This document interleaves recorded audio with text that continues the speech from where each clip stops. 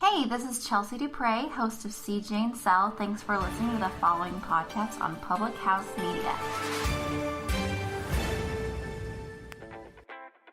This is John Lauder, host of The Cheap Seats here on Public House Media. Thanks for listening to the following broadcast on Public House Media. Once you're done with this episode, I hope you'll come check out my show, The Cheap Seats, where we talk about sports from the fans' perspective. A new show comes out every Monday. Don't forget to subscribe on iTunes so you never miss an episode of The Cheap Seats. Thanks again for checking out the following broadcast on Public House Media.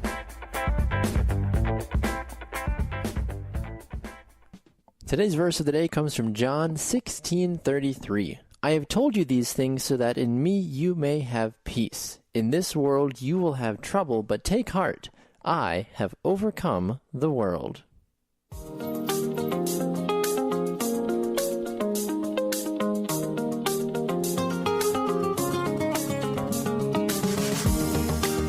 Good morning. Welcome to another episode of Verse of the Day, presented by Public House Media. I'm your host, Baxter Colburn. I'm thrilled that you're here for another episode of Verse of the Day. A quick reminder for you, Verse of the Day is available for streaming anytime on Apple Podcasts, on Spotify, or really wherever you find your favorite podcast player. Public House Media shows are available on a wide variety of episodes of podcast catchers, Stitcher, TuneIn, really wherever you get your show, you will find Verse of the Day there for you.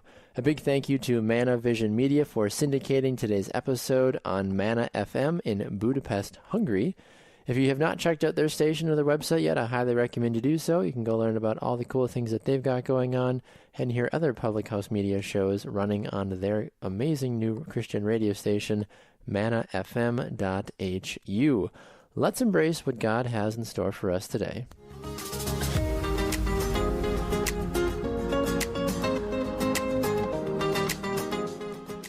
I'm going to be 100% transparent with you this morning as we get into a Friday edition. This week has been very busy for me. My wife has been on spring break, so she's been home with my kids.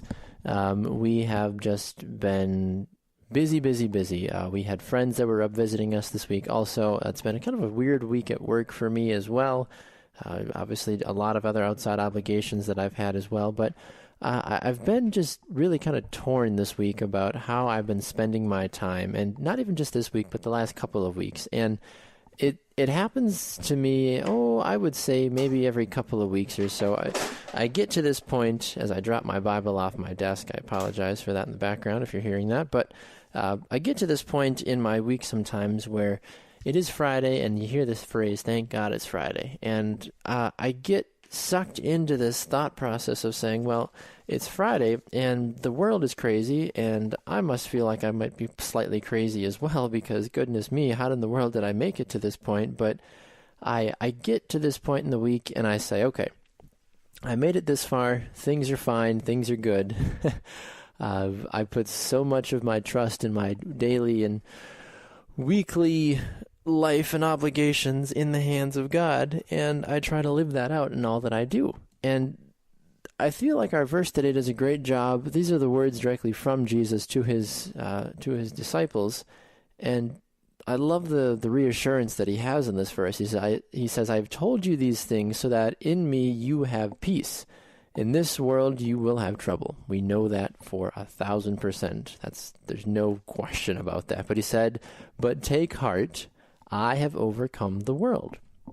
If you're looking for some sort of a reassurance today about, goodness me, my week has been busy, my life has been busy.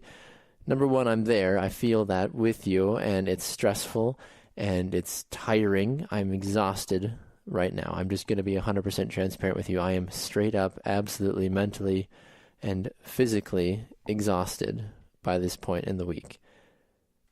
But I love this reminder because it says, but take heart. I have overcome the world. This is Jesus saying this. He has overcome the world. We have to remember this, that God has conquered all things. He sent his son to die for us, to wash away just the sin that we had boiling up in our lives has all been washed away thanks to his saving grace.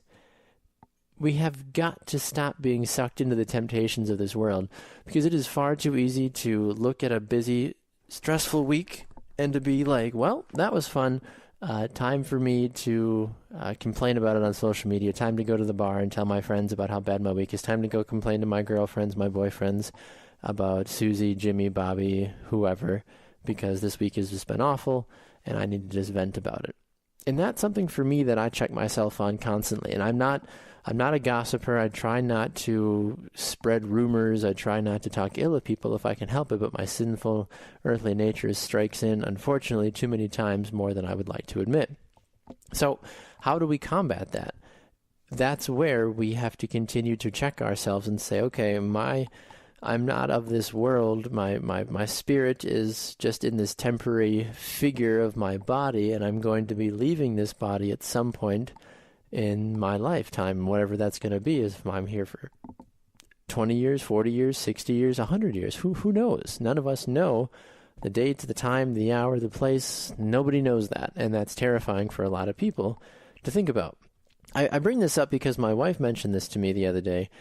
We were driving by a cemetery, and she looked over and she said, have you decided how you want to be buried? Do you want to be cremated? Do you want to just be buried? And she asked, does the Bible say anything specifically about burial? And we got into that topic and that discussion for a little while, but she made a very valid point. And, she was like, truthfully, she's like, I don't really care, what happens to me. She's like, it's just a body. It's just flesh and bones and skin. She's like, it's my spirit that I care about. And, where that is going is ultimately what I care about. I don't care about if my body is burnt and turned into ashes, or if it just decays in a box and goes that way, because she's like, it really is irrelevant. And I thought that was a really valid point and really struck me, because that made a ton of sense. Because for me, I have this very difficult mental game that I play with myself when it comes to thinking about death. I struggle with it because I think that the thought of not existing, quote unquote, not existing anymore on earth terrifies my brain, my earthly brain, and I don't know how to think about it. I don't know how to react to it.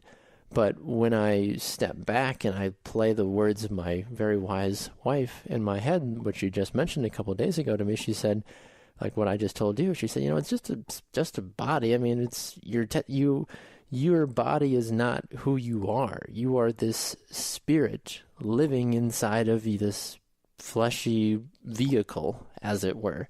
And my mind kind of got to that point. All of a sudden I was like, like, I've heard that 1,000 times. Why is it not registered in my head before? So that separation of body and spirit really kind of triggered my mind a little bit. And I was like, that makes a lot more sense, especially when you look back at our verse with God saying, hey, you're going to see trouble in this world. And one of the big troubles is pleasing your earthly body while you're here, as opposed to not taking the time to nourish your inner spiritual well-being and having good spiritual health. And that's something that we as Christians need to focus more on, is making sure that obviously our body, yes, is a temple to the Lord, because it's a temple to the Spirit that the Lord has given us, that is living inside of all of us. But at the same time, we need to make sure that our spiritual side of things, our end game, where are we going at the end of the day, that's taken care of first and foremost. We're going to deal with this struggle the entire time that we are on this earth, friends. But we need to go back to the reassurance that God has conquered all. He says that numerous times throughout Scripture.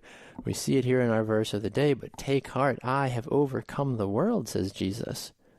We are 110% safe in His love. We are safe by His saving grace. We are given this newfound love, this option to just run to our Heavenly Father, to be saved, to be embraced, and to just be loved and be okay on a daily basis, but for eternity. Not just for the daily basis, not for the 50 to 100 years we're going to be on this earth, friends. No. That's so small in the grand scheme of things. What really matters is that eternity that we are going to be spending with Christ in heaven. That is reassurance, and that is what I want to be a part of, and I pray that you want to be a part of that as well. I know today's verse of the day was probably a little bit different. I know it was a lot more just kind of off cuff. I had a little bit of just an outline that I wanted to get through, and I wanted to speak to you today, just kind of what was really digging at my heart. So I hope it touched you. I hope it inspired you. I hope it helped you in some way. Thank you for your continued support of the show.